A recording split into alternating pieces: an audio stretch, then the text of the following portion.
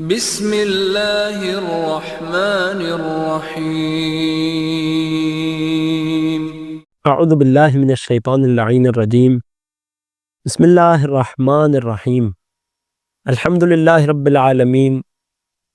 والصلاة والسلام علی محمد وآلہ الطیبین الطاہرین۔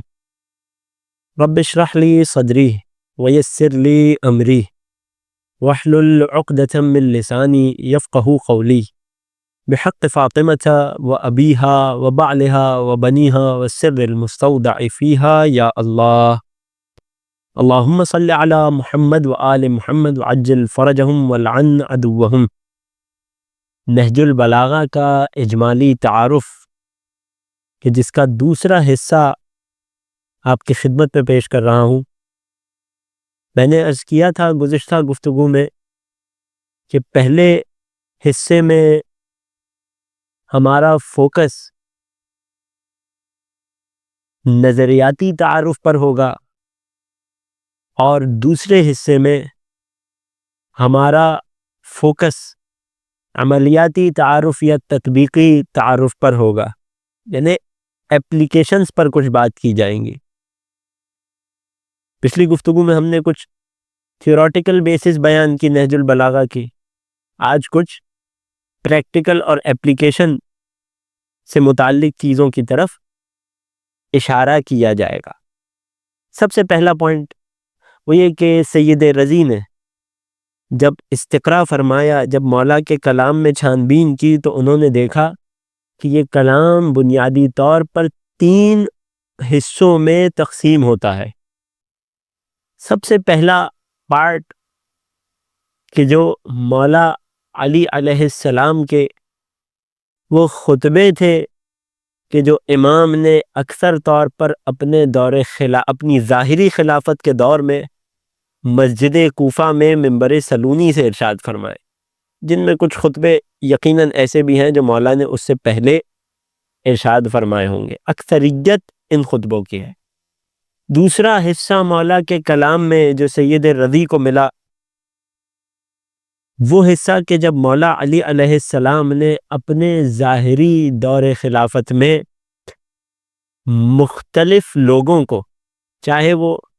مولا کے مختلف شہروں پر مقرر کردہ گورنرز ہوں، چاہے تو وہ مخالف جانب ہو کہ جو شام میں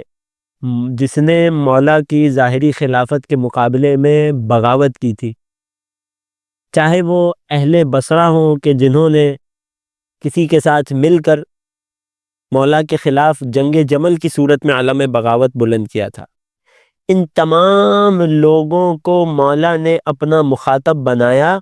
خط و کتابت کے ذریعے سے، لیٹرز کے ذریعے سے۔ یہ مولا کے کلام کا ایک دوسرا بہت بڑا حصہ۔ تیسرا اور اہم ترین حصہ، ایک نوجوان کی زندگی سے بہت زیادہ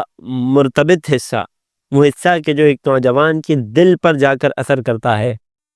وہ ان چھوٹے چھوٹے کلمات کا ہے، ان ون لائنرز کا ہے کہ جو مولا نے مختلف موقعوں پر اپنے اصحاب کو مخاطب کر کے فرمایا، اور قیامت تک آنے والی نسل انسانیت کے لیے زندگی بہتر سے بہتر گزارنے کے، چاہے وہ دنیاوی زندگی ہو یا چاہے وہ اخروی زندگی کو بہتر بنانا ہو، اس کے مولا نے کچھ یونیورسل فارمولا ہمیں دے دیے، کچھ قوانین، کچھ قواعد ہمیں دے دیے کہ اگر آج بھی ایک نوجوان، یعنی آپ کہ جن کی زندگی میں بہت ساری ظاہری مشکلیں ہوتی ہیں، بہت ساری ذہنی مشکلات ہوتی ہیں، نفسانی مشکلات ہوتی ہیں، سائیکولوجیکل پرابلمز ہوتے ہیں، سوچنے سمجھنے کے اعتبار سے بہت سے پرابلمز ہوتے ہیں، اگر انسان نہج البلاغہ کو کھولے اور ان ون لائنرز میں غور کرے، ان سینٹنسز کو کہ جنہیں کلمات قصار یعنی چھوٹے چھوٹے کلمات کا نام دیا گیا، اگر انہیں پڑھے تو انسان کو اپنی زندگی کی بہت سی مشکلات خود بخود حل ہوتی نظر آئیں گی۔ کیونکہ مولا نے چیزوں کو، واقعات کو دیکھنے کا ایک مختلف نظریہ، ایک نئی جہت اور ایک براڈر ایسپیکٹ نوجوان کو دیا۔ سید رضی نے جب مولا علی کے کلام میں ان 3 حصوں کو دیکھا بہت زیادہ بارز طور پر، تو نہج البلاغہ کو بھی اسی ترتیب سے مرتب فرمایا۔ یہی وجہ ہے کہ سب سے پہلے نہج البلاغہ میں جو حصہ ہے وہ خطبات ہیں امیر کائنات کے، کہ جن کی کل تعداد نسخوں کے اختلاف کو ہٹا کر جو مشہور تعداد ہے وہ 241 یعنی 241 خطبات ہیں۔ پھر بات آتی ہے خطوط کی جو مولا نے اپنے مختلف گورنرز کو لکھے، جو مختلف دشمنوں کو، مخالفین کو لکھے، ان خطوط کی تعداد ہے 79۔ پھر بات آتی ہے کلمات قصار کی، نہج البلاغہ کا تیسرا پارٹ۔ اس میں سید رضی رحمۃ اللہ علیہ نے مولا کے 480 یعنی 480 ون لائنرز کو، چھوٹے چھوٹے سینٹنسز کو، کلمات کو جمع فرمایا، اور یوں یہ مکمل کتاب بن کے ہمارے سامنے آئی کہ جس میں ایک انسان عمومی طور پر اور خصوصی طور پر نوجوان کے لیے بہت سی زندگی کی مشکلات کا حل ہے۔ اگر کسی کو اپنے کانسیپٹس بہتر کرنے ہوں، چیزوں کو دیکھنے کا اپنا نظریہ درست کرنا ہو، اس دنیا میں آنے والی مشکلات کی، اس مال و دولت کی، ان چیزوں کی حقیقت کو سمجھنا ہو، تو شاید ہی نہج البلاغہ سے اچھی کوئی کتاب انسان کو، نوجوان کو میسر آ سکے۔ ہم یہاں پر اس سے پہلے کہ ان تینوں کی کچھ مثالیں آپ کی خدمت میں پیش کریں، اپنے اگلے پوائنٹ میں جاتے ہوئے ایک بہت اہم پریکٹیکل سوال کا جواب آپ کی خدمت میں پیش کرنا چاہتے ہیں کہ اب جب کہ انشاءاللہ نہج البلاغہ سے متعلق گزشتہ لیکچر کو سن کر آپ میں، میرے نوجوان دوستوں میں، فرسٹ ایئر اور سیکنڈ ایئر کے طالب علم کی جس کی ایج سمجھنے والی ایج ہوتی ہے، جس کے اندر ایک حد تک سمجھ بوجھ آ چکا ہوتا ہے، ایک حد تک رشد آ چکا ہوتا ہے، اگر اس نے اپنی زندگی، گزشتہ زندگی اور بچپنا صحیح موازین سے گزارا ہے، تربیت اچھی ہوئی ہے، تو اب وہ ایک حد تک سمجھدار ہو چکا ہوتا ہے، زندگی کے مختلف معاملات کی گہرائیوں کو اور ڈیپتھ کو سمجھ رہا ہوتا ہے۔ اب انشاءاللہ کہ ان لیکچرز کو سن کر اس کے، یعنی آپ نوجوانوں کے، اسٹوڈنٹس کے دل میں نہج البلاغہ کو پڑھنے کا، اس سے کچھ سیکھنے کا، اس کے ساتھ زندگی گزارنے کا، نہج البلاغہ کی وادیوں میں اترنے کا شوق پیدا ہو چکا ہو، تو اب پریکٹیکلی اس شوق کا اظہار کیسے کیا جائے؟ ہم آسان الفاظ میں، ہم نہج البلاغہ پڑھنا چاہتے ہیں، ہم نہج البلاغہ سے زیادہ قریب ہونا چاہتے ہیں، فائدہ حاصل کرنا چاہتے ہیں، لیکن ہم یہ کام کیسے انجام دیں؟ اس کا بہت آسان اور مختصر سا جواب ہے کہ جس طرح سے اگر کسی کو قرآن مجید حفظ کرنے کا شوق ہو تو اسے جو پریکٹیکل طریقہ بتایا جاتا ہے وہ کیا ہے کہ پارہ نمبر 30 پارے سے اس حفظ کا آغاز کیا جاتا ہے۔ وجہ بہت سمپل ہے کہ اگر وہ پہلے پارے سے ابتدا کرے گا تو سورہ فاتحہ تو سب کو یاد ہوتی ہے، اس کے فوراً بعد سورہ مبارکہ بقرہ آ جاتی ہے جو قرآن مجید کی سب سے بڑی سورہ ہے اپنے طول کے اعتبار سے، تقریباً 2.5 پاروں کی یہ سورہ، 3.5 پاروں کی یہ سورہ، 2 پارے مکمل ہیں اور تیسرے پارے کی ابتدا میں آ کر کچھ 8 سے 9 پیجز کے بعد اس سورہ کا اختتام ہوتا ہے۔ تو اگر ابتدا ہی سے کسی شخص کو یہ سورہ حفظ کرنے پر لگا دیا جائے تو کام کی مشقت کی وجہ سے اس کا شوق بیٹھتا چلا جاتا ہے، نتیجے میں وہ جلد سے جلد اس حفظ کی روش سے ہٹ جاتا ہے۔ تو اسے کیا نسخہ دیا جاتا ہے کہ آپ 30ویں پارے سے حفظ کا آغاز کیجئے، کیونکہ چھوٹی چھوٹی صورتیں ہیں، آپ کو جلدی یہ محسوس ہوگا کہ آپ اپنے گولز حاصل کر رہے ہیں، نتیجے میں آپ کو محنت کرنے میں مزہ آئے گا، آپ کا شوق اور پروان چڑھے گا۔ بالکل یہی فارمولہ نہج البلاغہ کی وادی میں اترنے والوں کو بھی دیا جا سکتا ہے کہ اگر آپ نہج البلاغہ پڑھنا چاہتے ہیں، سمجھنا چاہتے ہیں، نہج البلاغہ سے کچھ سیکھنا چاہتے ہیں تو کیا کریں؟ نہج البلاغہ کو اس کے اختتام سے پڑھنا شروع کیجئے، یعنی سب سے پہلے تیسرا پارٹ کلمات قصار، ان ون لائنرز کو پڑھنا شروع کیجئے۔ جب آپ ون لائنرز کو پڑھنا شروع کریں گے اور یہ محسوس کریں گے کہ گویا امیر المؤمنین نے یہ باتیں 1400 سال پہلے کے لوگوں کے سامنے نہیں فرمائیں، بلکہ آج نوجوان کے سامنے اس کی مشکلات کے حل کے طور پر بیان فرمائی ہیں، جب وہ ان سینٹنسز کو اپنی زندگی میں اس قدر اپلائی ہوتا ہوا دیکھے گا تو اب آپ کا نوجوان کا شوق بڑھے گا نہج البلاغہ کو پڑھنے کا. پھر وہ کلمات قصار کے بعد چاہے تو خطوط کی جانب آ جائے، اگر وہ ہسٹری کا زیادہ شوق رکھتا ہے تو خطوط پر آ جائے، اور اگر اسے دیگر دقیق علوم اور معارف اسلامی کو جاننے کا شوق ہو تو وہ پھر خطبات کے پورشن کی طرف منتقل ہو جائے. میں یہاں آپ کے دلوں سے، ذہنوں سے نہج البلاغہ کو قریب کرنے کے لیے بہت زیادہ فکر و تدبر کے بعد، اگرچہ نہج البلاغہ کا ہر خطبہ، ہر خط اور ہر کلمہ ہی ایسا ہے کہ جو اپنے آپ میں گوہر نایاب ہے، لیکن اس کے باوجود بہت غور و فکر کر کے اپنی دانش میں یہ چند خطبات، خطوط اور کلمات قصار آپ کے لیے منتخب کیے ہیں اگزامپل کے طور پر، کہ جسے آپ سنیں، سمجھیں اور آپ کو نہج البلاغہ کی اہمیت کا اندازہ ہو اور آپ کے اندر اس کتاب سے جلد جڑ جانے کا شوق پیدا ہو سکے. اگر پہلے پورشن خطبات کی جانب آئیں تو ابتدا ہی میں خطبہ نمبر 3 کہ جو بہت مشہور خطبہ ہے، معرکۃ الآراء خطبہ ہے، کہ جس کا نام ہے خطبہ شقشقیہ.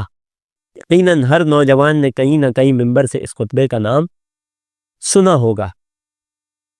اس خطبے کی اتنی زیادہ اہمیت کی وجہ اس کی ہسٹوریکل ریلیونس ہے. لوگ اعتراض کرتے ہیں کہ امام علی کا حق اگر رسول کے بعد بلا فصل خلافت تھی تو مولا نے 25 سال خاموش رہ کر کیوں گزار دیے. اس اعتراض کا اگر یہ کہا جائے کہ سب سے بڑا جواب یہ خطبہ شقشقیہ ہے تو غلط نہ ہوگا. کیونکہ اس خطبے میں یہ وہ خطبہ ہے کہ جس میں مولا نے لوگوں کو یہ باور کرایا کہ میں اپنے حق سے کبھی دستبردار نہیں ہوا، میں نے کبھی کسی کو اپنے علاوہ اس رسول کی خلافت کی کرسی کے لیے، اس منبر رسول کے لیے کسی کو اپنے علاوہ برحق نہیں جانا. ہاں، اگر میں خاموش ہوں تو یہ رضامندی والی خاموشی نہیں ہے، یہ صبر کرنے والی خاموشی ہے. کیونکہ میرے پاس وہ انصار اس تعداد میں میسر نہیں تھے کہ جن کے ساتھ مل کر حق کو نافذ کیا جاتا اور باطل کو رفع کیا جاتا. کیا عظیم اور عجیب خطبہ ہے. خطبہ نمبر 3 ہے، فرمانے لگے والأما واللہ لقد تقمصها منی فلان. اب مولا نے نام ذکر فرمایا ہے، مجھ سے فلانے نے اس حق کے خلافت کو چھین لیا. یہ مولا نے کب ارشاد فرمایا؟ جب مولا کا ظاہری دور خلافت شروع ہو چکا تھا. وَإِنَّهُ لَيَعْلَمُ، جبکہ وہ شخص بھی جانتا تھا، خوب اچھے سے جانتا تھا، أَنَّ مَحَلِّي مِنْهَا مَحَلُّ الْقُطَبِ مِنَ الرُّحَى، کہ اسلامی خلافت میں میرا عمل دخل، میری ویلیو، میرا اثر، میری اہمیت، میرا مقام اور مکان بالکل ویسا تھا جیسے ایک چکی میں اس کی درمیانی کیل کا ہوا کرتا ہے، کہ اگر یہ کیل اپنی جگہ پر لگی ہے تو چکی درست اعتبار سے چل پائے گی، اس کا نظام چل پائے گا. اگر یہ کیل درمیان سے ہٹا دی جائے یا ذرا سی ٹیڑھی بھی کر دی جائے تو اب یہ چکی ناکارہ ہو جائے گی. کیا فرمانا چاہ رہے ہیں؟ وہ شخص جس نے مجھ سے حق خلافت کو سب سے پہلے غصب کیا، بہترین اور بھرپور انداز سے اس بات کو جانتا تھا کہ اگر اسلام کو اس کی صحیح صورت میں رسول کے بعد باقی رکھنا ہے تو علی ابن ابی طالب سے زیادہ اس کرسی خلافت کے لیے برحق اور کوئی نہیں ہے. لیکن اس کے باوجود طمع و لالچ نے اسے گھیر لیا اور مجھے میرے حق سے محروم کیا. پھر مولا فرماتے ہیں کہ میں کون ہوں، اپنا تعارف کرواتے ہوئے، ینحدر عن السیل ولا یرقى الی الطیر. مولا اپنی بلندی بیان فرماتے ہیں اور علی کو زیب دیتا ہے کہ اپنی بلندی بیان کرے. میں اتنی بلندی پر ہوں، جب کسی پہاڑ کی بلندی کا اندازہ لگانا ہو تو یہ دیکھا جاتا ہے کہ اگر کہیں کوئی سیلاب آ بھی جائے تو یہ پہاڑ اس سیلاب سے اوپر ہی رہے گا، پانی اسے نہیں ڈبا سکتا، بلکہ اس پہاڑ سے تو سیلاب کا آغاز ہوتا ہے، اس پہاڑ سے بہہ کر تو سیلاب نیچے جاتا ہے جب گلیشیئرز پگھلتے ہیں. یہ اس پہاڑ کی بلندی پر دلیل ہوتی ہے. مولا تشبیہ دیتے ہوئے کنایتاً فرماتے ہیں ینحدر عن السیل، میں علی اس بلندی پر ہوں کہ زمانے کی مشکلات کا سیلاب مجھے اب میرے قدموں کو نہیں ہلا سکتا، بلکہ ینحدر عن السیل، ہر قسم کا سیلاب علی سے نیچے ہی نیچے بہہ جاتا ہے. ولا یرقى الی الطیر، میں علی اتنی بلندی پر ہوں فکری اعتبار سے، نظری اور عملی اعتبار سے، معرفت کے اعتبار سے، کہ مجھ تک کسی کا طائر فکر، کسی کی سوچ، کسی کا وہم و گمان پہنچ نہیں سکتا۔ پھر مولا نے آگے بیان فرمایا فسدت تو دونہا ثوبن و طویت عنہا کشحن، کہ میں نے بھی چونکہ حالات سازگار نہیں تھے، دین اسلام کی اور مسلمانوں کی حفاظت مطلوب تھی، لہٰذا میں نے بھی اس خلافت سے ظاہری طور پر، وقتی طور پر کنارہ کشی کی، حق سے دستبردار نہیں ہوا، حالات سے سمجھوتا کیا، میں نے بس صبر کرنے پر راضی ہوا۔ کیوں؟ آگے مولا نے جو فرمایا اس کا مفہوم یہ ہے کہ میرے پاس دو آپشنز تھے، یا تو میں کٹے ہاتھ کے ساتھ حملہ آور ہوں، کٹے ہاتھ سے مولا کی مراد کیا تھی؟ مددگاروں کی قلت، حقیقی چاہنے والوں وفاداروں کی قلت، یا تو میں اس تاریک رات میں، اب مولا اپنے سے پہلے والے تمام دورہائے خلافت کو تاریک رات سے تعبیر کر رہے ہیں، یا اس تاریک ظلمتوں بھری، اندھیروں بھری رات میں صبر کروں۔ تو میں نے یہ فیصلہ کیا، اور یقیناً علی سے زیادہ فیصلہ بہتر کرنے والا کون ہو سکتا ہے، میں نے یہ فیصلہ کیا کہ صبر کرنا زیادہ ضروری ہے۔ پھر میں نے کیسا صبر کیا؟ فرماتے فصبرت وفی العین قضا وفی الحلق شجا، اسی خطبہ شقشقیہ کے جملے، یہ مولا علی کے مصائب بھی ہیں، مولا علی کے بارے میں کیے گئے اعتراض پر بہت بڑا جواب بھی ہے۔ اسی ایک جملے میں مولا کی بڑی غربت پوشیدہ ہے، اور اس زمانے کے تاریخ کے، اس دور کے واقعات کو سمجھانے کے لیے ایک بہترین جملہ ہے کہ میں نے ایسا صبر کیا، اس شخص کا سا صبر، 25 سال کا صبر، کہ جس کی آنکھ میں بھی کانٹا ہو، جس کے حلق میں بھی کانٹا اٹکا ہوا ہو، میں نے ایسے شخص کی مانند صبر کیا۔ کیوں؟ کیونکہ اپنے ہاتھ سے اسلام کے نظریات کو توڑتے ہوئے اور ادھر ادھر ہوتے ہوئے، دائیں بائیں جانب ہوتے ہوئے دیکھ رہے تھے، لوگوں کو تعلیمات بھی دیتے تھے، مگر صبر کرنے کے سوا ظاہری حالات کے تقاضوں کے مطابق کوئی چارہ نہیں تھا۔ تو یہ خطبہ شقشقیہ اہم ترین خطبہ، جس کی وجہ سے بعض لوگ اس بات کے قائل ہونے لگے کہ نہج البلاغہ امیر المؤمنین کا کلام نہیں ہے، بلکہ سید رضی رحمۃ اللہ علیہ نے اپنی جانب سے گڑھ دیا ہے، اور یہاں نہج البلاغہ کے شارح ابن ابی الحدید معتزلی، جن کا تعلق مسلک اہل بیت سے، مذہب اہل بیت سے نہیں تھا، انہوں نے یہاں پر نہج البلاغہ کی شرح میں اپنے استاد کا ایک کلام نقل کیا کہ جب انہوں نے اس خطبے کے بعد ان سے پوچھا کہ کیا یہ سید رضی کی جانب سے ایجاد کردہ ہے، وضع کردہ ہے، جعل کردہ ہے، جھوٹا ہے جو مولا سے منسوب کیا ہے، تو استاد کے جو خود علوم بلاغت کا ماہر تھا، ادیب اور شاعر تھا، کہنے لگا کہ نہ رضی اس قسم کے خطبہ ایجاد کر سکتا ہے، نہ غیر رضی ایجاد کر سکتا ہے۔ میں نے اس خطبے کو اپنے بزرگوں کی کتابوں میں اس وقت دیکھا، اس وقت کی کتابوں میں بھی دیکھا کہ جب رضی تو کیا، رضی کے والد بھی پیدا نہیں ہوئے تھے، اور اتنا فصیح و بلیغ کلام علی کے سوا اور کوئی بڑے سے بڑا ادیب اور شاعر کر نہیں سکتا۔ کلام خود گواہی دے رہا ہے کہ میرا متکلم کون ہے۔ دوسرا اہم ترین خطبہ کہ جو اخلاقی جہت سے، یہ پہلا خطبہ کہ جو عقائد کی جہت سے بنیادی حیثیت اور کلیدی حیثیت رکھتا ہے۔ دوسرا خطبہ جو آپ کے لیے منتخب کیا گیا، خطبۃ المتقین، ہم نے اس کا خطبہ نمبر مینشن نہیں کیا کیونکہ نسخوں میں کافی اختلاف ہے، 180 سے 200 خطبہ نمبر کے درمیان آپ کو یہ کہیں بھی مل جائے گا۔ خطبۃ المتقین کے جسے خطبہ حمام بھی کہا جاتا ہے، وجہ کیا ہے؟ مولا کا ایک انتہائی چاہنے والا شخص، انتہائی عبادت گزار، مطیع و فرما بردار شخص کہ جس کا نام حمام نقل ہوا ہے، مولا کی بارگاہ میں آیا، کہنے لگا یا علی مجھے متقین کی صفات بتائیے، تقوی رکھنے والے لوگوں کی صفات بتائیے۔ مولا نے قرآن کی چھوٹی سی آیت پڑھی کہ جس کا مفہوم یہ تھا کہ تقوی الہی کے ذریعے خدا سے قریب تر ہو جاؤ، لیکن حمام نے اس پر اکتفا نہیں کیا، مولا کے سامنے اور الحاح کیا، التجا کی۔ مولا نے فرمایا تم برداشت نہیں کر پاؤ گے، اس نے مولا کو خدا کی قسم دی۔ اب جب مولا نے متقین کی صفات بیان کرنا شروع کی، مولا صفات بیان کرتے چلے گئے، حمام کا رنگ تبدیل ہوتا چلا گیا، یہاں تک کہ یہ خطبہ اختتام کیسے ہوا کہ مولا نے جب متقین کی صفات گنوائیں تو حمام نے ایک چیخ ماری، اور اسی چیخ مارتے ہی زمین پر گرا، اور وہیں حمام کو موت آ گئی، رحمت اللہ علی حمام۔ اس وقت مولا نے فرمایا تھا کہ واقعاً واعظ و نصیحت نرم دل رکھنے والوں پر،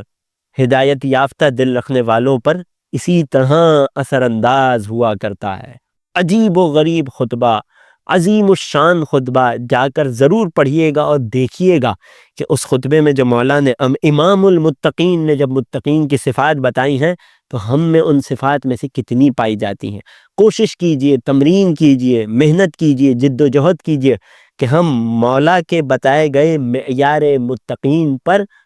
اگر پورا نہ اتر پائیں تو اس کے قریب تر تو پہنچ پائیں۔ ایک جملہ اس خطبے کا جو بہت ہی حسین اور لطیف ہے، اجتماع سے تعلق رکھتا ہے، لوگوں کے حقوق سے تعلق رکھتا ہے، کہ متقین کی ایک صفت یہ ہے کہ یہ خود اپنے آپ کو اذیت میں رکھ سکتے ہیں، یعنی ہم فی انفسہم فی تعب، اپنی جانب سے تعب اور اذیت میں ہوں گے، مشقت میں ہوں گے، والناس منہم فی راحت، لیکن دیگر ان کے اطراف و جوانب میں رہنے والے لوگ ان کی وجہ سے راحت میں ہوں گے۔ یہ بالکل ایک مختلف نظریہ ہے جو آج کل کے مائنڈ سائنسز کے بعض اپنے آپ کو ماہر کہنے والے یا سوشولوجی کے اپنے آپ کو ماہر کہنے والے بعض افراد جو ایک خود غرضی پر مبنی نظریات پیش کرتے ہیں، ہو کیئرز والا نظریہ جو پیش کرتے ہیں، مولا نے اس کا بالکل مختلف نظریہ اور ایک بالکل مختلف جہت ہمیں سکھائی ہے۔ یہ دو خطبات مثال کے طور پر پیش کیے، اور ایسے کئی عظیم الشان خطبات ہیں کہ جن کا ذکر ہونا چاہیے مگر وقت میں گنجائش نہیں ہے۔ اب آئیے دوسرے پارٹ، خطوط پر۔ مولا نے جو خطوط مختلف لوگوں کو لکھے، جو لیٹرز لکھے، دو ایسے خط کہ جن میں سے ایک عقائدی اعتبار سے اور دوسرا عملی اور اخلاقی اور اجتماعی اور معاشرتی اعتبار سے بہت ویلیو رکھتا ہے، قیمت رکھتا ہے۔ پہلا خط کہ جو مولا نے اپنے بصرہ کے گورنر عثمان ابن حنیف کو زہد اور دنیا سے بے رغبتی کی نصیحت کرتے ہوئے اس وقت لکھا کہ جب عثمان بن حنیف کو بصرہ کے کچھ مالدار طبقے کے لوگوں نے دعوت پر بلایا اور عثمان بن حنیف اس میں شریک ہوئے، اور اس دعوت کی خصوصیت یہ تھی کہ اس دعوت میں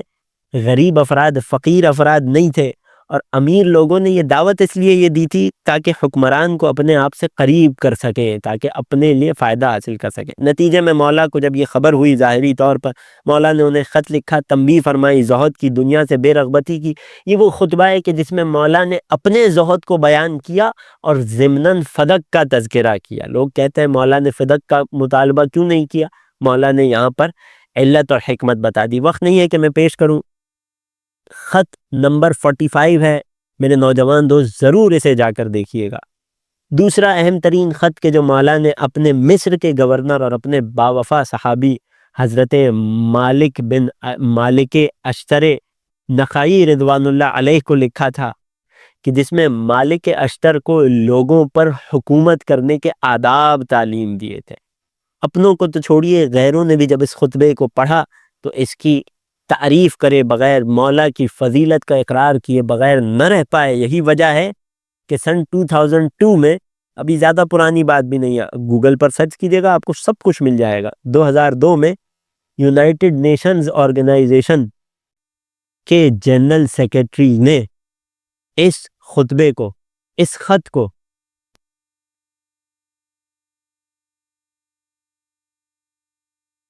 نہ صرف ایکنالج کیا بلکہ کہا کہ اس خط میں حاکم کو لوگوں پر حکومت کرنے کے جو آداب تعلیم دیے گئے ہیں، اس خط کا یہ حق ہے کہ اسے ہر حکومتی عمارت کے باہر چسپاں کیا جائے، تاکہ ہر حاکم یا وہ لوگ کہ جو پبلک سروسز میں ہیں، سول سروسز میں ہیں، وہ اس خطبے سے ہر وقت رہنمائی لیتے رہیں۔ اور یونائٹڈ نیشن نے ایک پورا چارٹر پبلش کیا کہ جو تقریباً 160 پیجز پر تھا، جس میں مولا علی کے اس خط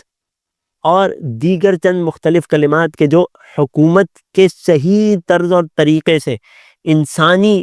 معاشرے کی بناوٹ سے تعلق رکھتے تھے، اسے پیش کیا گیا۔ نوجوان دوست ضرور پڑھیے گا، آسانی سے اویلیبل ہو جائے گا۔ اگر کلمات قصار کی طرف آئیں، ون لائنرز کی طرف آئیں، چھوٹے چھوٹے سینٹنسز کی طرف آئے،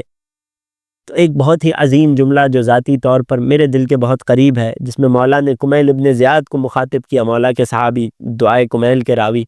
حکمت نمبر 147 میں فرمانے لگے، طویل حکمت ہے، ایک حصہ، الناس ثلاثۃ، اے کمیل لوگوں کی 3 ہی قسمیں ہوتی ہیں۔ اب ہر نوجوان کو، مجھے اور آپ کو دیکھنا ہے ہم ان 3 قسموں میں سے کہاں آتے ہیں۔ اور ہمیں اپنے آپ کو بہتر کیسے بنانا ہے۔ الناس ثلاثۃ، میں لوگوں کی 3 قسمیں ہیں، فعالم ربانی، کیا تو خدا طرز عالم دین ہے، خدا پرست عالم دین ہے، وہ عالم کے جو باعمل ہے، او متعلم علی سبیل نجات، یا وہ شخص ہے کہ جو نجات کے راستے پر گامزن ہے۔ تیسری قسم جو عالم بھی نہ ہو، شاگرد بھی نہ ہو، طالب علم بھی نہ ہو، جو نہ علم حاصل کر رہا ہے نہ رغبت رکھتا ہے، مولا فرماتے ہیں فہمج رعا، یہ کوڑا کرکٹ ہے۔ اتباع کل نائک، ان کی صفت کیا ہوتی ہے؟ ہر ہنکارنے والے کی پکار پر چلے جاتے ہیں، یعنی یہ معاشرے کی ہواؤں پر چلتے ہیں، انہیں میڈیا جدھر لے جانا چاہے چلے جاتے ہیں، انہیں پولیٹیشنز جو نظریہ دینا چاہیں اسے تسلیم کر لیتے ہیں۔ کیونکہ اپنی فکر میں گہرائی نہیں رکھتے اور ایسے لوگوں سے جڑے ہوئے بھی نہیں ہیں جو فکر میں دقیق ہوں، مدبر ہوں،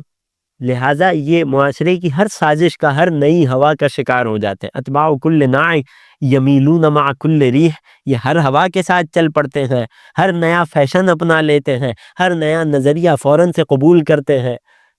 کیونکہ لم یستضیئوا بنور العلم، انہوں نے علم کے نور سے اپنے آپ کو روشن نہیں کیا تو کیا کرتے؟ ولم یلجؤوا برکن وثیق، نہ کسی مضبوط ستون سے خود کو جوڑ دیا، یعنی نہ خود با فہم ہوئے، با تدبر ہوئے، با معرفت ہوئے، با حکمت ہوئے، اور نہ کسی با فہم با حکمت شخص سے خود کو جوڑا۔ بہت ہی گہرا اور اہم خطبہ، آج کل کے حالات پہ بہت زیادہ منطبق ہونے والا خطبہ، میرے نوجوان دوست اس پر غور کیجیے گا۔ دوسرا اور آخری کلمہ حکمت کے جس پر آج کے اس لیکچر کو اور نہج البلاغہ سے متعلق اس گفتگو کو مکمل کریں گے،